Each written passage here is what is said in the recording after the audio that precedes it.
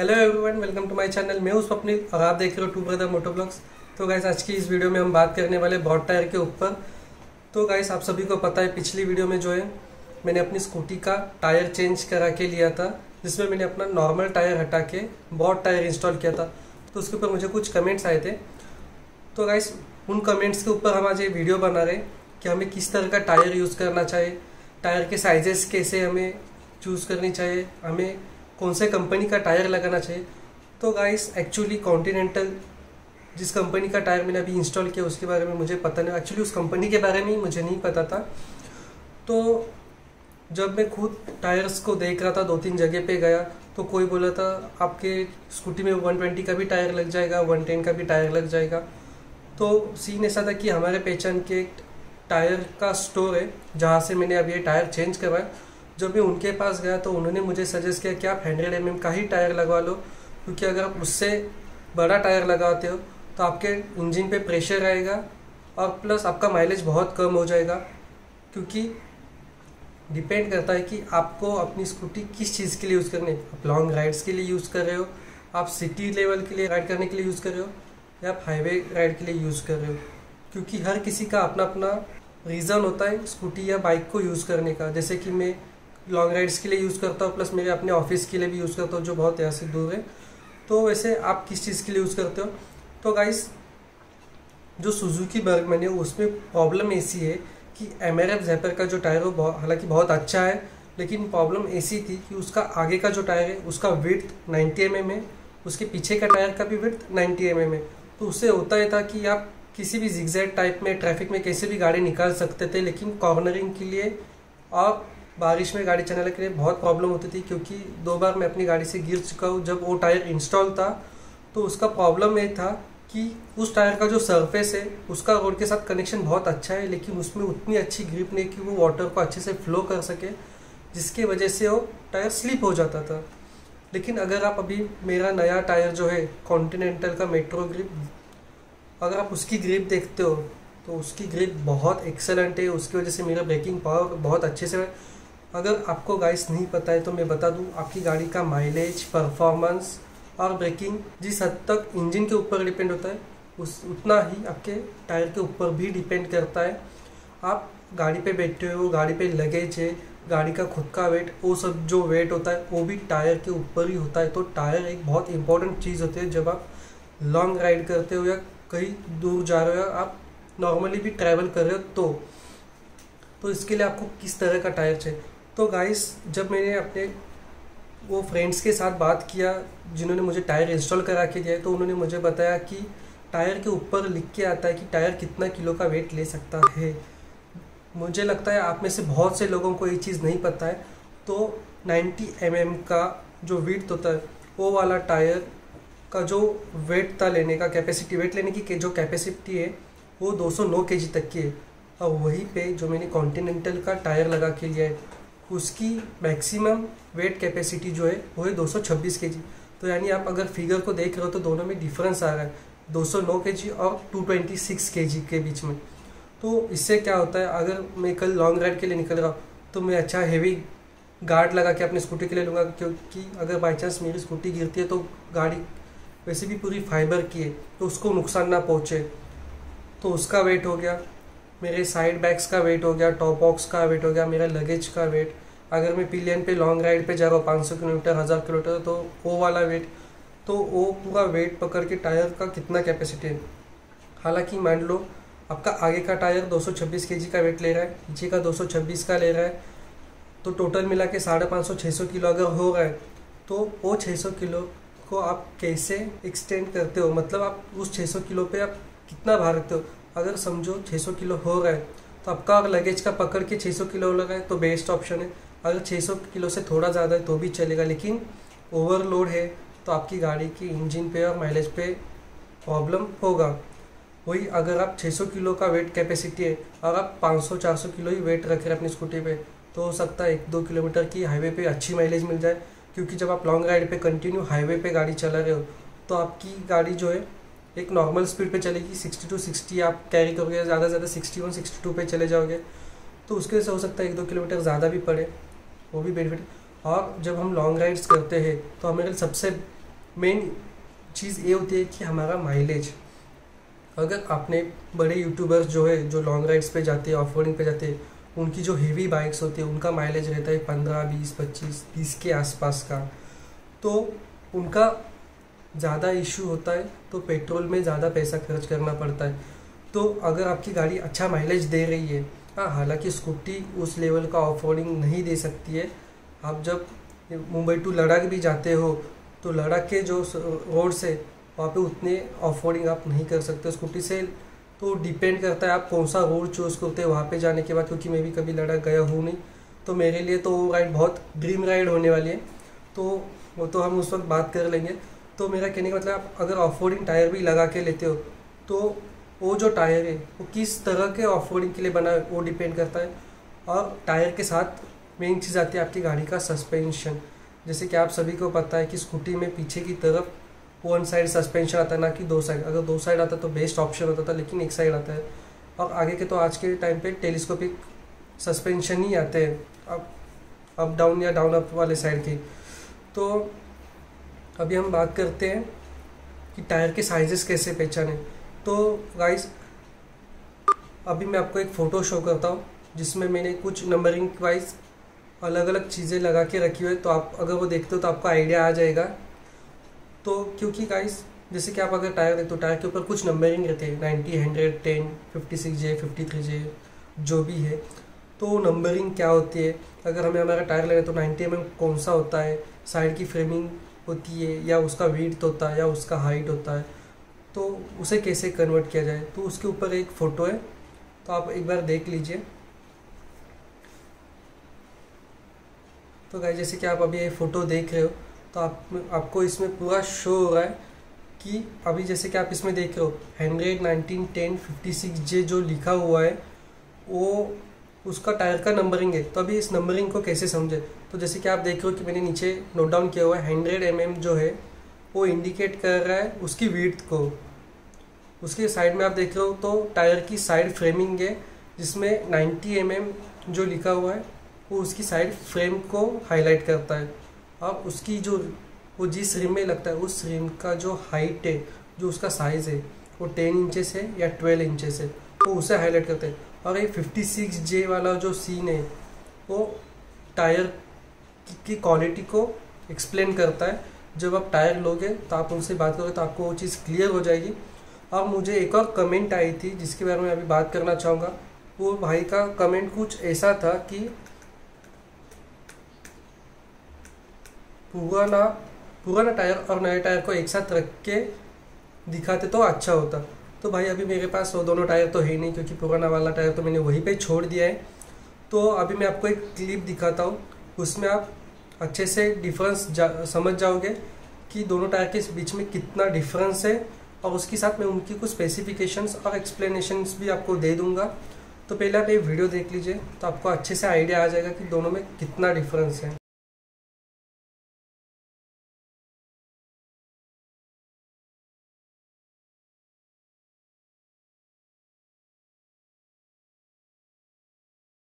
तो गाइस अभी आपने क्लिप देख ली होगी तो आपको आइडिया आ गया होगा कि दोनों के बीच में 101% का डिफरेंस है। जहाँ पे आप MRF ज़ेपर की बात करें तो MRF ज़ेपर में जो पैटर्न्स है, जो जिगजैग पैटर्न्स दिए हुए वाटर फ्लोइंग के लिए, वो उतने कुछ खास नहीं बने, उनकी उतनी डेप्थ नहीं।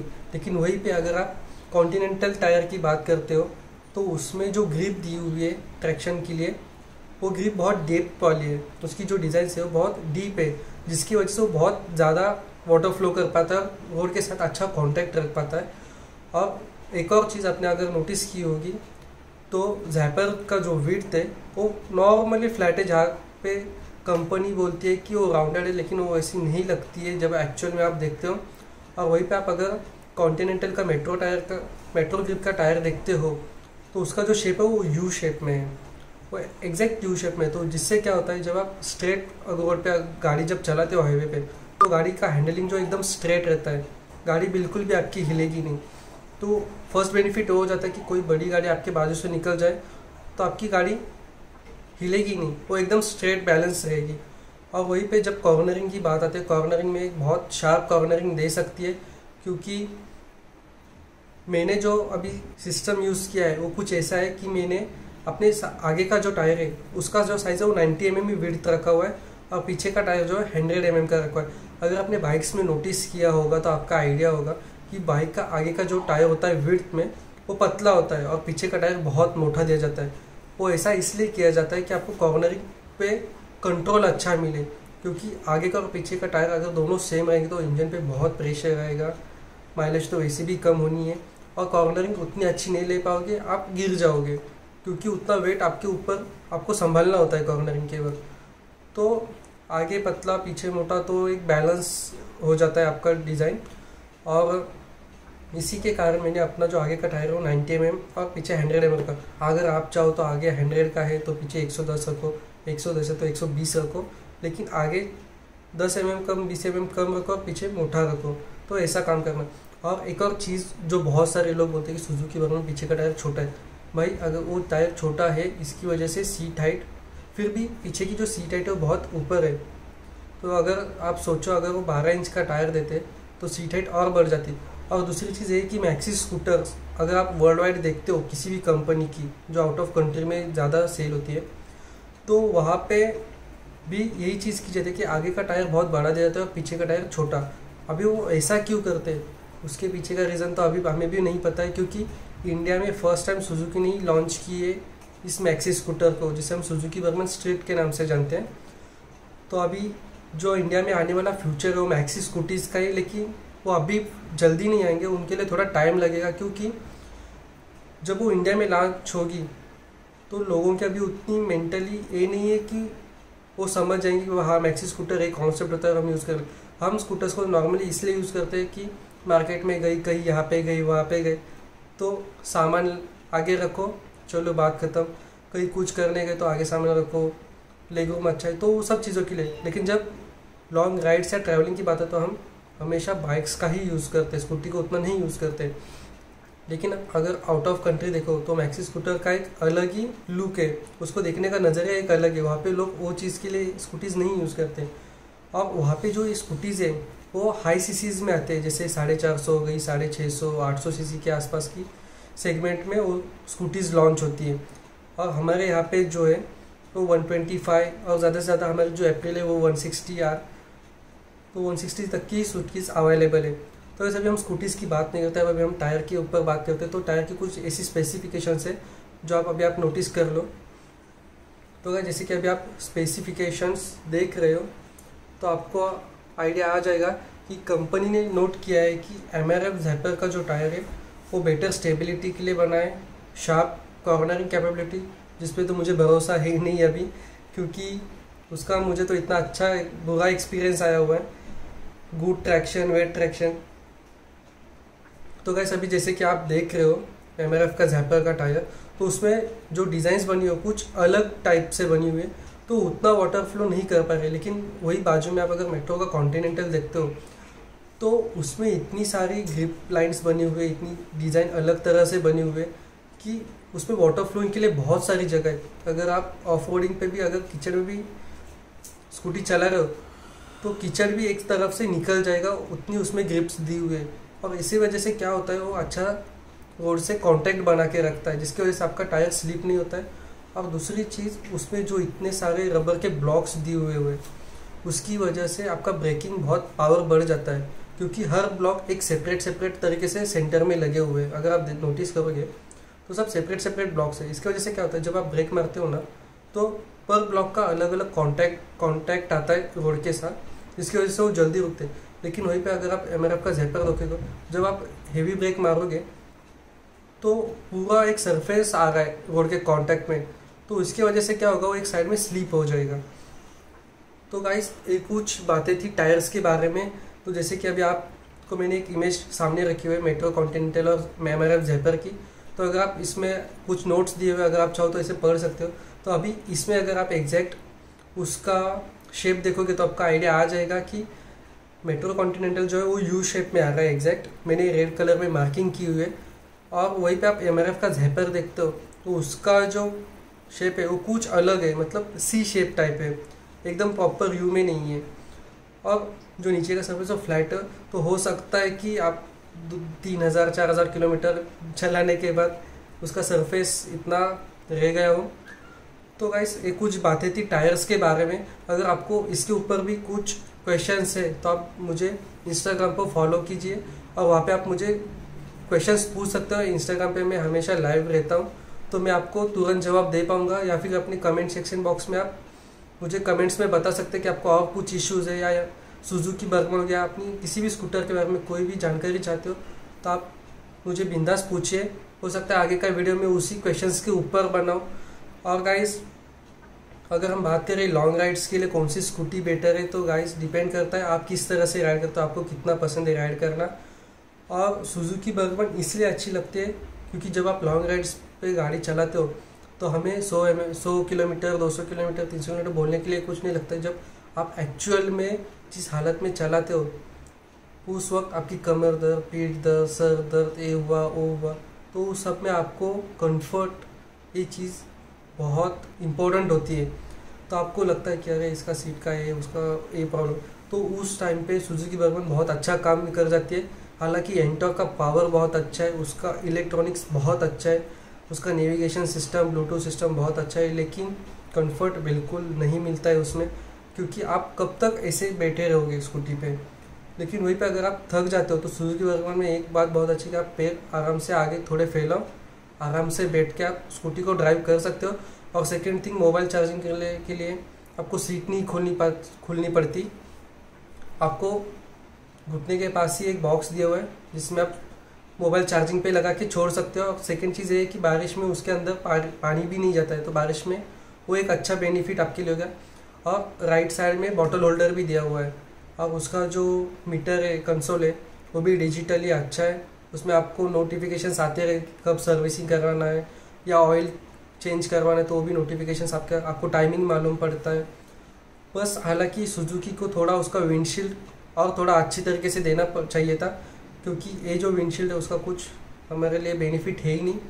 और एक चीज़ ऐसी भी है कि जो सुजुकी बर्गमन है उसका जो पेट्रोल टैंक है, तो पेट्रोल भराते वक्त हमें सीट खोलनी ही पड़ती है।